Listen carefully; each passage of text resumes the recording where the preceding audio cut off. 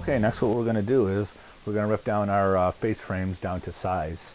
Our face frames are going to be 2 inches in width, and then we'll figure out the calculations as far as height goes and stuff like that for both the stiles and rails of the face frame. So I've got my stack of lumber right here that I'm going to use for my face frames. So we're going to send them through the table saw, rough them at 2 inches, and then we'll machine them down more from there.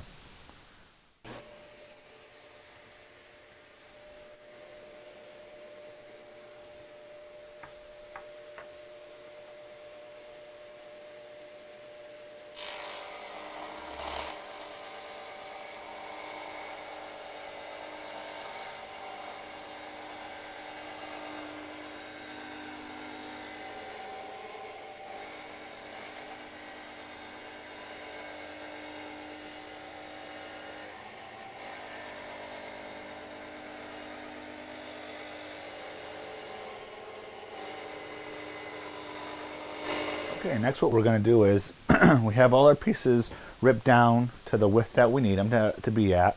I left them a little bit wider because what I want to do next is I'm going to send them all through the surface planer here. And the reason why I'm doing that is because my joiner planer, typically I would run them through the joiner planer instead. But being that I have to get replacement blades for that and I haven't done that yet, so that's kind of a little bit out of commission. So we could essentially make the same type of cut using the surface planer here as well. I'm just going to crank this up to the desired height that I need it to be at. And then the other good thing too about this is that you can send in multiple pieces at once. So now you're cutting 1 or 2 pieces at the same time, whereas on the joiner planer itself you can only do one at a time. And this is basically going to get it down to the exact width that I need it. Running it through the table saw, that just got it down to the rough width I wanted. Took off the excess material that obviously I didn't need, and now I'm going to use this machine here to fine tune it right down to the actual finished dimension that I want. And also by doing that this will also clean up any saw marks or saw tooths that the table saw might have left. And again, take out any bow that might be part of the lumber as well. Again, these boards here were fairly straight, so it shouldn't be much at all, but if there is any, it'll also take care of that as well. So I'm going to go ahead and get this all set up, and we'll run our pieces through and get our final dimensions.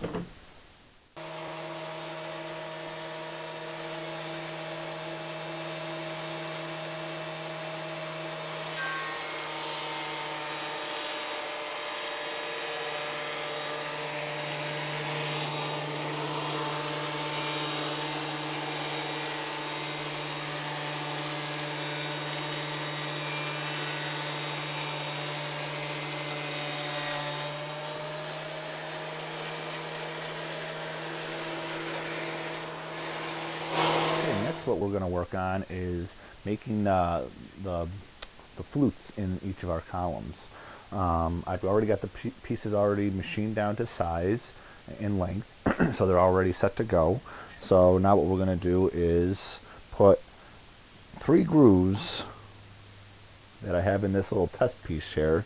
We're going to put 3 grooves in each one of our pieces, and those 3 grooves,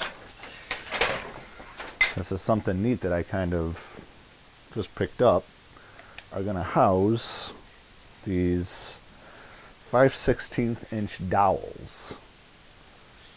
Okay,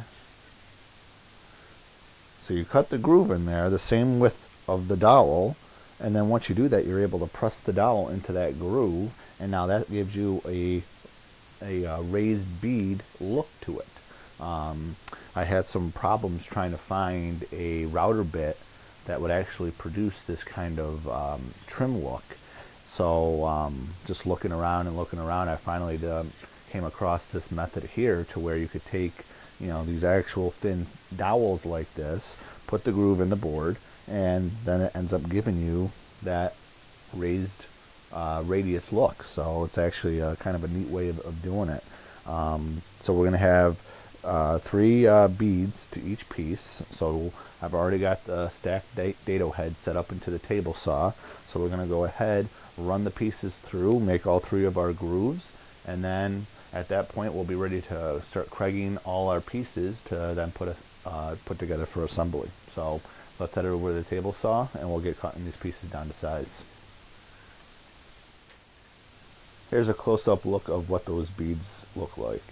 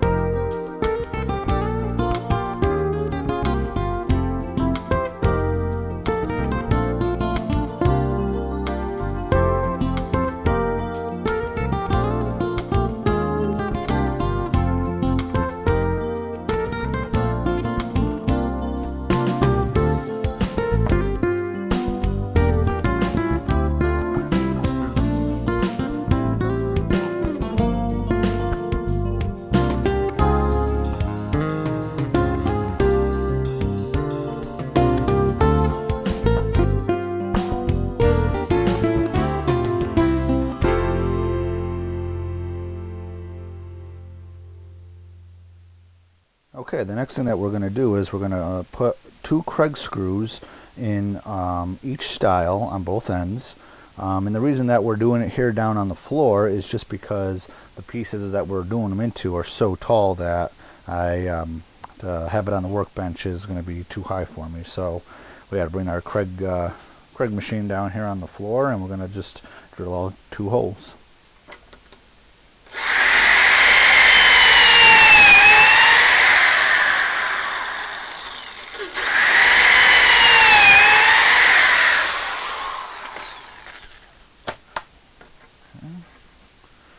That's what they look like. Now we're just going to flip it around end for end and do it on the other side.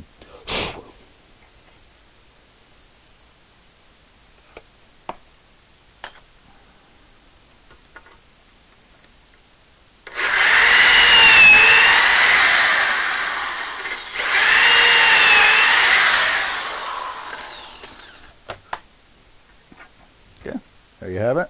We'll do it in our other 2 pieces, and then we can get this frame all screwed together.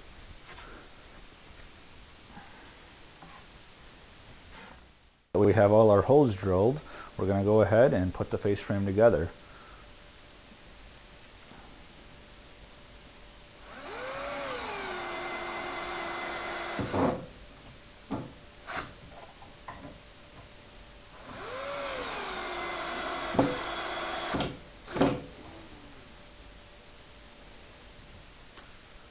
Okay, as you can see that we got our frames all put together. They're all screwed on, and this is kind of what it looks like just sitting on top of the box itself. So now the next thing that we're going to do is we're going to put the dowels in our little beaded grooves here, and that's going to create our raised bead. So all those little slots right there, we're just going to set our beaded dowel right in that. And it's going to give us a nice raised radius look. But that's pretty much what the face frames look like. I got both of them put together. So let's go on to the next step and get those beads in place. We're going to now put our dowels that we have right here into our slots, like so. And we're going to do that all down, all 6 actually of the fluted columns. So how we're going to do that is just going to take a little bit of our glue here. We're going to squeeze it right into that little joint. Not a ton, just enough, just so that when the dowel's in there, it's held by just more than just a little pin. Take your dowel and just kind of gauge where your glue is going to stop. Something like that. Yeah, that's all. And just take your dowel I'm going to just slide it right into place. And just press firmly, just make sure that it is seated all the way down. Okay, just like that. And then, what I also found too was, be 1 second.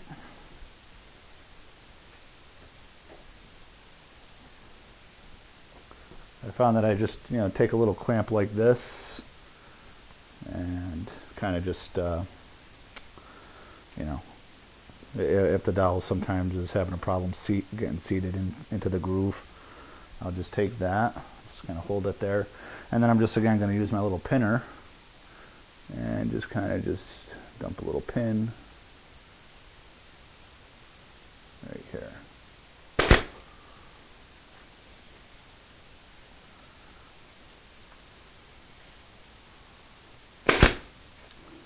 I gotta say, I really like this method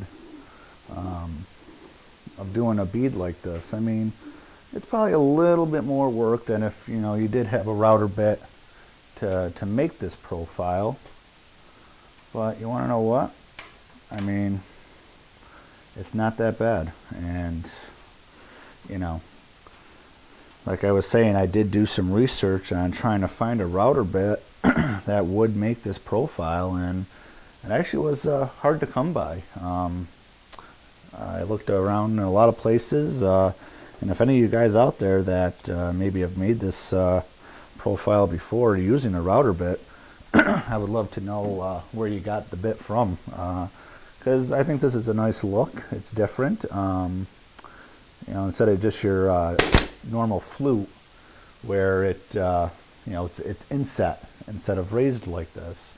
It kind of gives the profile a little bit more depth to it, and it's kind of just a neat look. And like I said, I do like the dowel effect, because being that I couldn't find that bit, I had to find a way to make this fluted column somehow. So I did a little bit more research online and stuff, and I came across this method here, and I think it's going to work perfectly. Once these are all in and it's all painted up, it's just going to look like one big fluted column. So it's going to kind of be a nice little look for it. So I was really excited that I found that. So we're going to go ahead, finish putting these in, and then we'll move on to the next step.